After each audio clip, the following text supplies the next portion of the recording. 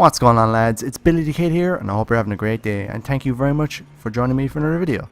I want to apologize about the lack of activity on the channel lately. I've been putting up a few funny Battlefield 4 short clips for you because I just have not got the time to do longer videos and commentaries like the one I'm doing now.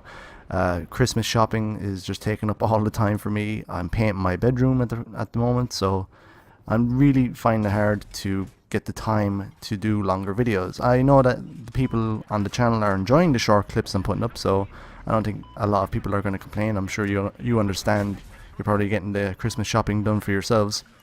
So once again, I just want to apologize for you lads that love the Riverdance videos, the weapon and vehicle overviews episodes I do. I may be able to do one more before Christmas. I'm not going to be guaranteeing you that, but I may be able to do one. So fingers crossed I can get the time together.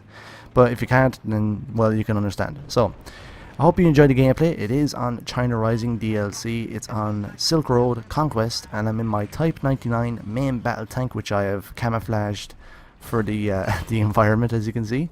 I have the Sabo rounds finally unlocked, which are the strongest tank rounds that you can get in the tanks. I've got reactive armor, and I think I have that. I'm not even sure what it's called. It's a laser thing that you put on the tank, and basically it stops any RPG rounds hitting the tank for a short time. I'm not sure what it's called, but you can understand. Anyway, the gameplay is going to be focused on the commentary because I want to talk about vehicle balance in Battlefield 4. Ever since Battlefield 4 came out, the gunplay has been not very great. There's been a lot of one-hit kill issues, and there still is today.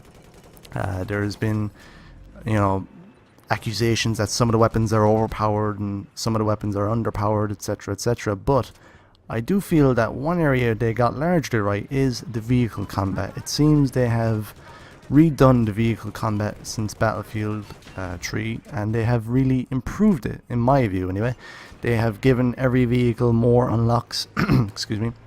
They've given every vehicle more unlocks, more weapons that they can use. They've given the gunners in tanks and infantry fighting vehicles the option to put on thermal sights for instead of zoom optics, or what's the other one? There's infrared sights. Yeah, infrared sights as well.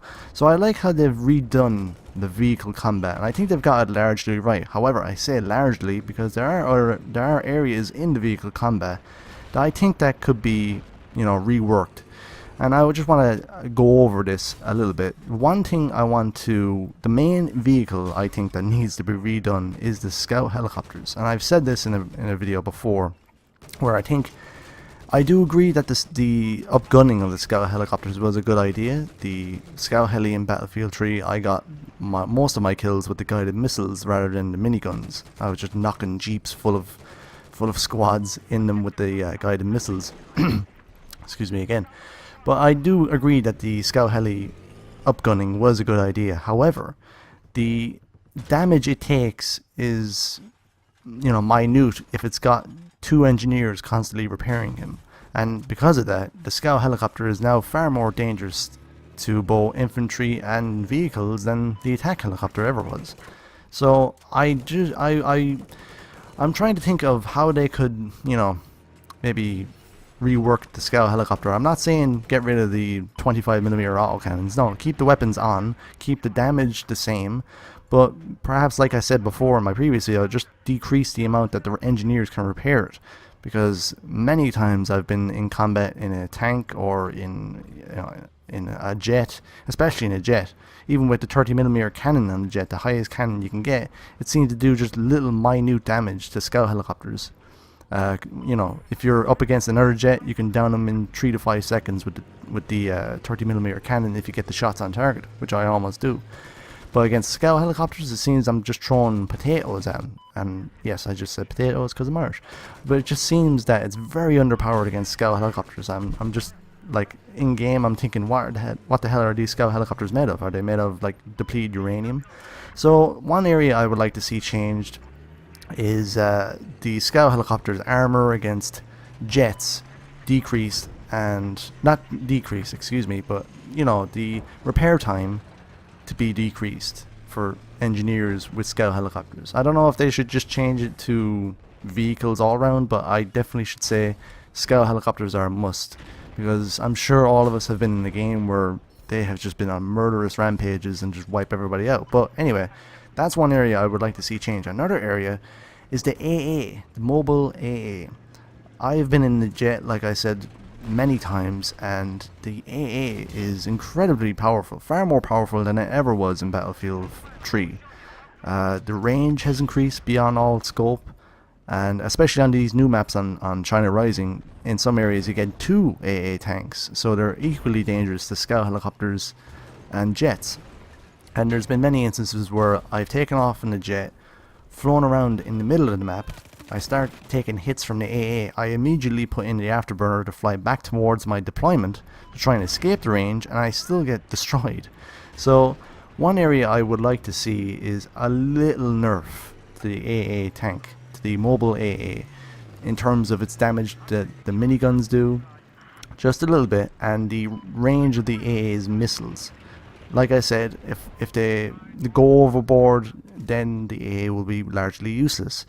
I remember back in Battlefield 3 where the Tunguska and the Lav 80, I believe it's called, it was just killing every infantry soldier that I had met, literally like with a 3-round burst, and you were dead. And I agreed with that. I have to say, I agree with that. You know, come on lads, it's twin 30mm cannons, or in the case of the Lav 80, I think it's a Vulcan cannon, so it's going to rip soldiers apart, but everybody started crying about it, and then DICE nerfed it, so it's nearly useless. It was nearly useless against infantry. You had to like stay on target for like 5 or 6 seconds, and even then you were praying that the infantry soldier would get dropped.